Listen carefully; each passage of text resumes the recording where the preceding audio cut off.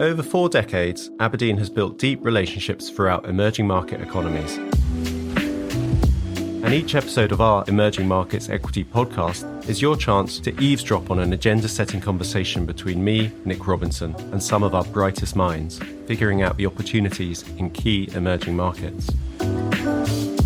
Search for the Emerging Markets Equity podcast from Aberdeen. That's ABRDN, wherever you get your podcasts. Stocks for Beginners. Weekend Watchlist.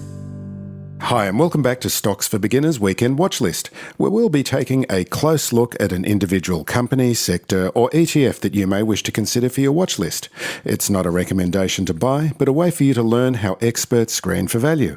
And joining me today, and I'm very excited to welcome from Seven Investing, Simon Erickson. Hi, Simon. Hey, Phil, I'm glad to be here. Thanks very much for having me. Yeah, thank you very much for coming on, and excited about doing a lot more of these with Seven Investing in the future. As am I as well. I look forward to it as well. So we're going to be talking about the global semiconductor shortage that seems to be affecting the manufacturing of so many different goods. Tell us about what your view is on this. It is, Phil. It's something you hear a lot about, but until you get into the numbers, you just can't really see the impact this is having out there.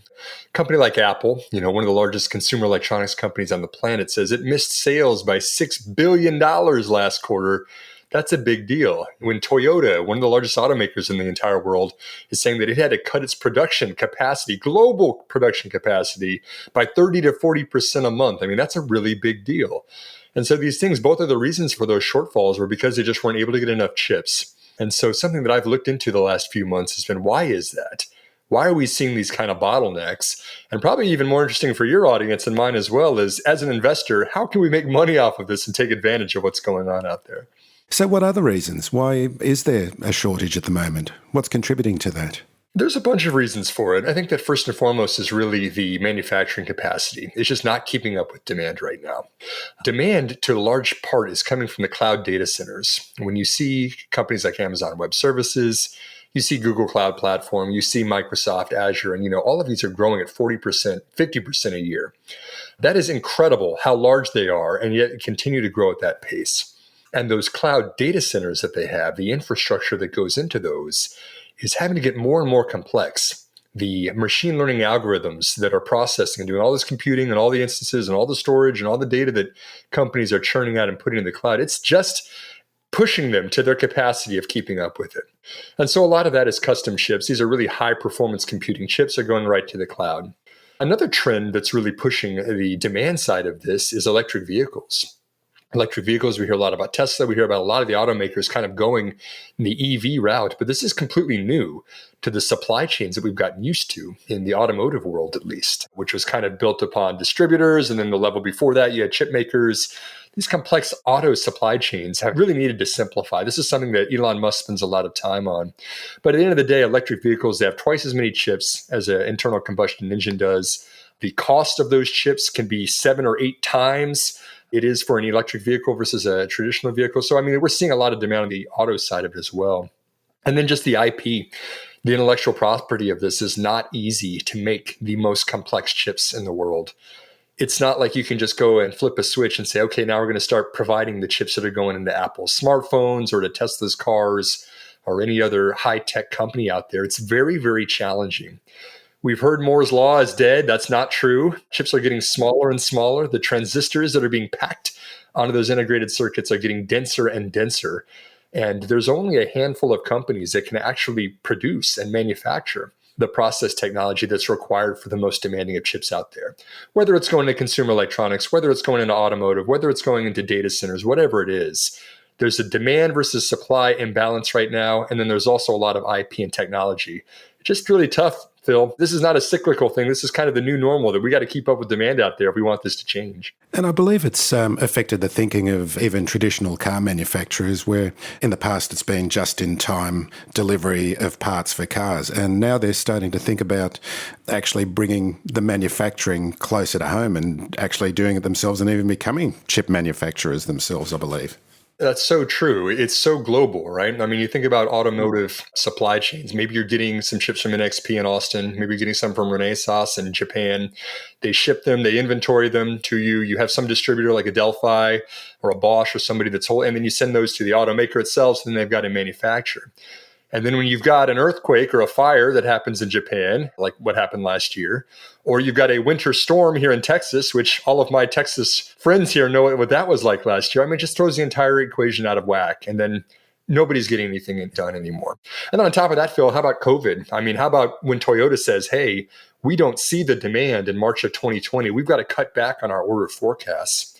If you're a manufacturer of chips and Toyota pulls their orders, you say, okay, that's great. Now you're in the back of the line behind the Elon Musk of the world who are really just stepping in on the accelerator and putting more and more orders for more and more production. So it's a complex supply chain. It's something that the automotive world, like you said, is trying to simplify, try to create those chips themselves, try to take a lot of kinks out of the process. So for investors, where do you think the opportunities lie? I think one of the first is Taiwan Semiconductor. This is the world's largest independent foundry that's manufacturing those chips. So whatever the company is, they typically supply the designs and then they say, okay, make this as efficiently as you possibly can. They've been doing it for 35 years. And this is one that's pushing its process technologies farther and farther. It's down to 3 nanometer nodes, which will be launching here in 2022. It's already got Apple and Tesla lined up, also Intel as customers that want to access this. But at the same time, Phil, I mean, when you've got that kind of a lock on the market, you've got that kind of competitive advantage. It is not only asking its silicon suppliers for 15% reductions in their prices, but it's also increasing its own prices 10 to 20% at the same time. You have to imagine the confluence of huge market demand, a process technology only you can provide, a lower cost of goods sold from your own suppliers, and then higher pricing for your customers. I have to assume that operating margins are shooting through the roof 3 to 5 years from now. What are your thoughts in terms of the manufacturing in maybe more of the medium to longer term? I mean, that's one of the beauties of capitalism is that needs end up being fulfilled. Do you see this as occurring, or is it the technology is so complex that it's really a serious moat around a company like this? It's certainly going to continue for the future. You see them putting $100 billion in the 3-year capital expenditures plan. They're building new plants in Arizona in the US. They're building several new in Taiwan. These are $15 to $20 billion expansions. And if you're a conservative company like that, you're not just going out and building those on a whim. You're doing them because you've got orders that are lined up 2, 3, maybe 5 years in the future. And again, when you build something on a process technology, right, you build a 3 nanometer node line for your plants, it's not going to be the latest and greatest 5 years from now. You're going to get as much as you can possibly out of it, and then you're going to build something that's even better in the future. And your competitors will be keeping up with you too. You see that China is building a whole lot of plants right now. Even Intel is wanting to kind of do a lot of manufacturing for domestic supply for the tech companies in America. But again, I still think that when you're as large as Taiwan Semi is, you've got this equation figured out. You're just so efficient and dominant. 57%-ish of the market cap globally of externally used foundries. I mean, it's incredible how large they are. So what's the ticker code? Ticker is TSM for Taiwan Semi. And what exchange is it listed on?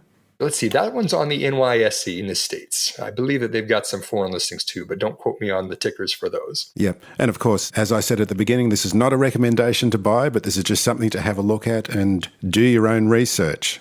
We've got another beneficiary from it too. We talked about the silicon suppliers are getting kind of pushed back on to reduce their prices, but something that Taiwan Semi is not asking for concessions on is a capital equipment. Particularly, there's a Dutch company called ASML. This is the company that produces a very specific type of machinery. They're calling it extreme ultraviolet lithography machines. That as these chips are getting smaller and smaller, they've got to be running this. There can't be any interference. There can be no dust. There can be no particles. There can be anything when you're etching these chips. No earthquakes, no little movements anywhere. No, definitely not. Humidity. I'm sure it's completely controlled. It's completely controlled, and they cost $150 million a piece, right? Totally specialized. And you can't ramp those things up fast enough. You can't just go say, hey, Phil, we're going to go hire some people because we need to get some engineers in there making it. I mean, this is something that takes a lot of training. Yeah, here's a couple of shifting spanners, get onto it. You're probably doubling your salary if you're working in that field right now. Machinery like that, things like that, ASML is the only company that can make those globally. And they are required for anything that's lower than 7 nanometer nodes. So you think about that. If you're Apple and you want more smartphones, you have to use them. If you are doing anything high performance computing, you have to use this company. It just can't even possibly keep up with demand and something that's effectively got an entire monopoly in the entire world for. And the code in the exchange for ASML? ASML is actually the ticker as well. Keeps it easy, yeah? Yeah, very easy. Simon Erickson, thank you very much for joining me today. It's a pleasure. Thanks for having me, Phil. I like chatting with you. If you found this podcast helpful, please tell a friend, especially if it's someone who needs to start thinking about investing for their future. You'll be helping them and helping me to keep this show on the road. Stocks for Beginners is for information and educational purposes only. It isn't financial advice, and you shouldn't buy or sell any investments based on what you've heard here. Any opinion or commentary is the view of the speaker only, not Stocks for Beginners. This podcast doesn't replace professional advice regarding your personal financial needs, circumstances, or current situation. And thank you for listening to my podcast.